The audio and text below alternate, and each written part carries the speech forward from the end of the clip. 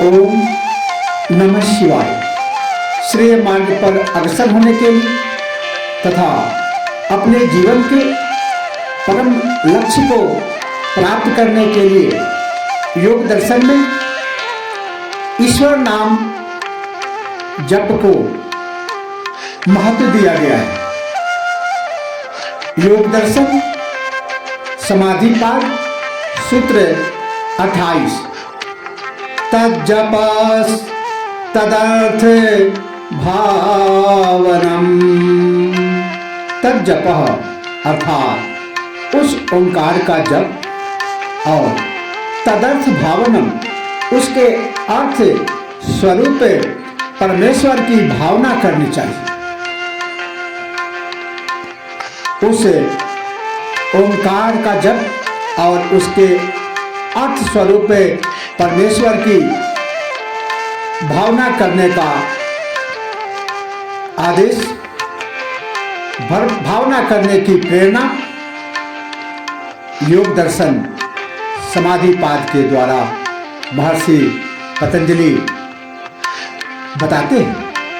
यहाँ पतंजलि इस ओंकार को साधन रूप में प्रयोग करने को कहते हैं कि ईश्वर शरणागति, ईश्वर प्रणिधान से तो द्वार खुलते हैं जिससे साधक मोक्ष का अधिकारी बनता है, किंतु ओम का जप एवं ध्यान भी किया जा सकता है, क्योंकि नाम स्मरण से भी नामी ईश्वर के साथ तादात्म्य होने में सहायता मिलती है। इस बात की पुष्टि रामचरितमानस में भी किया गया है। ओंकार के बार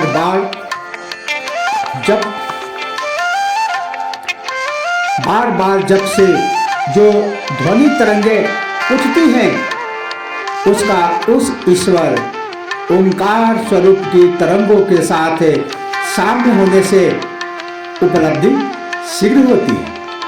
ओंकार के जप के साथ ही उसके अर्थ स्वरूप परमेश्वर का चिंतन भी करने से चित्त की एकाग्रता सिद्ध होकर वृत्तियों के लय की प्रक्रिया पूर्ण हो जाती है। अन्य किसी मंत्र अथवा नाम स्मरण से केवल मन मजबूत होता है, किंतु ओंकार के जप और उसके स्वरूप का ध्यान करने से मन विसर्जित होता है। इसलिए जप और ध्यान के लिए यह सर्वोत्तम विधि है। निर्बीज समाधि के लिए ईश्वर शरणागति तथा ओंकार का जप और ध्यान का सर्वाधिक महत्व पतंजलि ने स्वीकार किया है। ईश्वर की सत्ता अर्थात उस चेतन सत्ता को सभी धर्मों ने स्वीकार किया है, चाहे नाम, स्वरूप, गुणों आदि के बंधन में भिन्नता हो। ये धर्म हिंदू, मुस्लिम, ईसाई कुछ भी हो, ईश्वर में विश्वास करते हैं, भक्ति में विश्वास करते हैं, नाम जप में विश्वास करते हैं। गुरु नानक देव जी कहते हैं, नाम जप किरत कर। भक्ति तंत्र, सूफी साधना आदि बिना ईश्वर के हो ही नहीं सकती।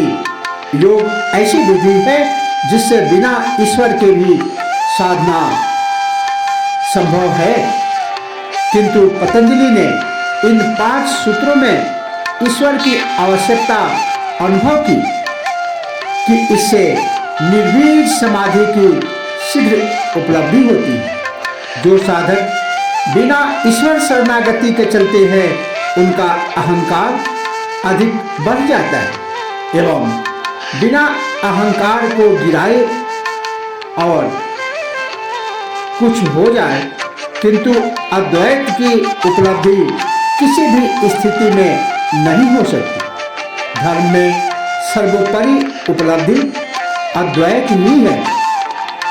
भारतीय धर्म सूफी, तांत्रिक, थियोसॉफी आदि की मान्यता अद्वैत की ही रही है। द्वैतवादी धर्म अधूरे हैं।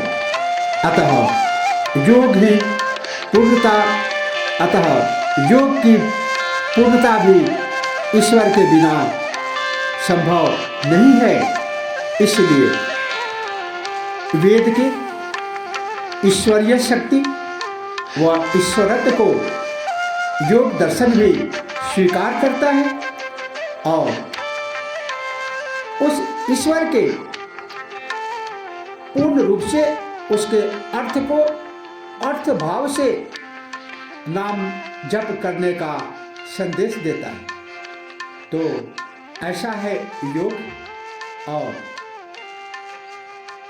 ऐसे है इसके अनुपम संदेश।